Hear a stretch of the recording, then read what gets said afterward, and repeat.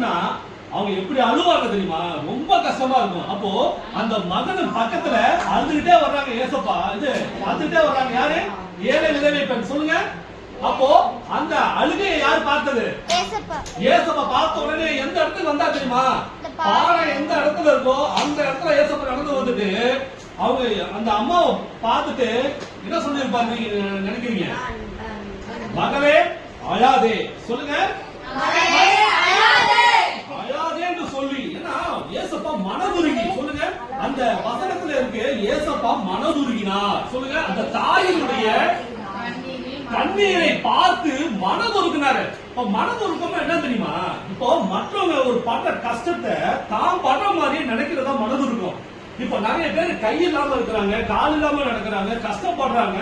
நம்ம கண் கூட பாக்குறோம்ல, சரிங்களா? அப்ப கண் கூட பார்க்கும் பொழுது நம்ம மனசுல என்ன தோணும்? பாவம் தோணுமா? அந்த கஷ்டம் நமக்கு இருந்தா எப்படி இருக்கும்? சரிங்களா? சரிங்களா? அதெல்லாம் பார்க்கும் பொழுது அந்த கஷ்டம் நமக்கு இருக்கிற மாதிரி ஃபீல் பண்ணும்.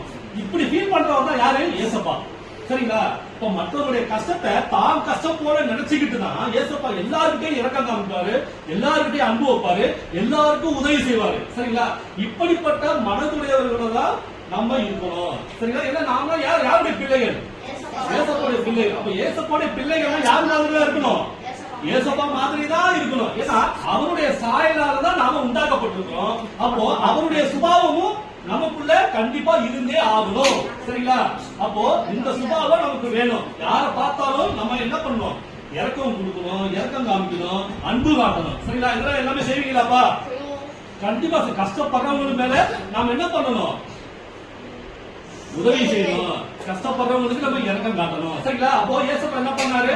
மகளே அழாதே என்று சொல்லி பாறையை தொட்டார். சொல்லுங்க. தொட்டாரு. தொட்டு ஏசப்பா என்ன சொல்லிப்பாரு? வாலிபனே எழுந்துரு. சொல்லுங்க. வாலிபனே எழுந்துரு அப்படின்னு சொன்ன உடனே அந்த வாலிபன் என்ன பண்ணா தெரியுமா? அந்த பாறையில இருந்து உடனே எது உட்கார்ந்தாப்பா தூக்கிட்டு வந்துட்டு இருக்காங்க. ஏசப்பா வந்தாரு. மகளே அழாதே என்று சொல்லி அந்த 4 பேருமே தூக்கிட்டு தான் நிக்கிறாங்க. பாறையை தொட்டாரு. வாலிபனே எழுந்து என்ன பண்ணான்? அப்படியே எழுந்து உட்காந்துட்டான். இந்த 4 பேரும் சுமந்துட்டு இருக்காங்கல்ல, திரும்பி பார்த்துட்டு கீழே அப்படியே இறங்கி வச்சிட்டாங்க. எல்லாரும் பிரமித்தார்கள். சொல்லுங்க. செத்தவன் ஒருத்தர் எந்திரிச்சு வர்றான் அப்படின்னாக்க நிறைய பேருக்கு எப்படி இருக்கும்? ஷாக்கிங். எந்திரிச்சா ஒரு ஷாக்கிங். சொல்லுங்க. ஒரு பிரமிப்பு.